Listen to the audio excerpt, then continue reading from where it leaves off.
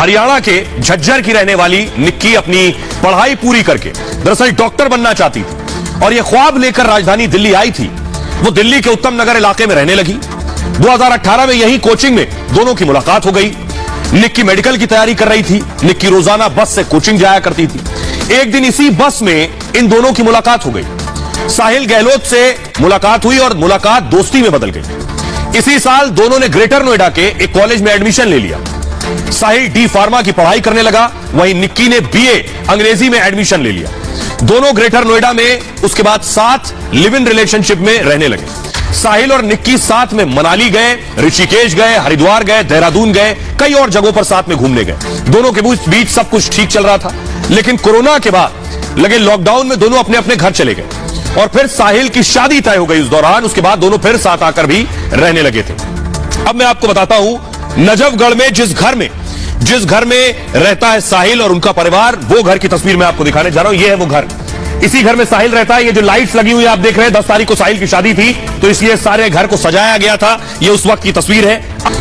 ये आप देख रहे हैं, ये वो फ्रिज है। इस फ्रिज में लाश रखी थी साहिल ने। 9 फरवरी को दिन में साहिल ने सगाई कर ली। 9 तारीख को, 9 फरवरी की शाम को निक्की को मार डाला।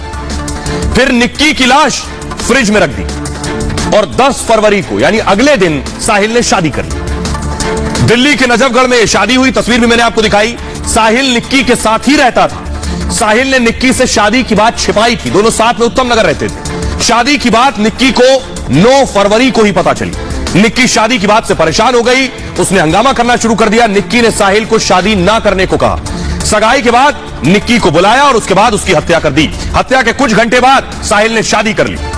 दरअसल पुलिस को गुप्त सूचना से एक जानकारी मिली और इसके बाद पुलिस की टीम फौरन एक्शन में आ गई। साहिल के ढाबे पर पुलिस पहुंच गई। ढाबे के फ्रिज से निक्की का शव बरामद किया गया। 10 फरवरी को ही निक्की का शव पुलिस को मिल गया था, यानी 9 को मारा, 10 को शव मिल गया। साहिल का ढाबा गांव वाले घर से 700 मीटर की दूरी पर है और साहिल के खिलाफ पुलिस ने कई सबूत जुटाए। ढाबे के पास फोन की लोकेशन मिली साहिल की उस रात की, जिसके बाद ढाबे के फ्रिज में निक्की का शव मिला। पुलिस ने साहिल की कार भी जब्त की। हत्या में इस्तेमाल मोबाइल केबल भी बरामद किया, जिस डेटा केबल से गला घोट कर मारा था निक्की को। पुलिस को कार से कई और सबूत मिले हैं। पुलिस सीसीटीवी फुटेज भी खंगाल रही है। आरोपी साहिल 5 दिन की पुलिस रिमांड पर है। पुलिस की टीम साहिल से पूछताछ कर रही है इस मामले में। अब निक्की की गला घोटने से मौत हुई है। विवाद के बाद साहिल ने निक्की का गला घोट दिया और हत्या दम घुटने की वजह से हुई है। निक्की के गले पर निशान मिले हैं। पोस्टमार्टम रिपोर्ट में इस बात की पुष्टि हुई है। हत्या के बाद शव को फ्रिज में रखा गया था। इंपॉर्टेंट बात यह कि शव फ्रिज में रखा गया था।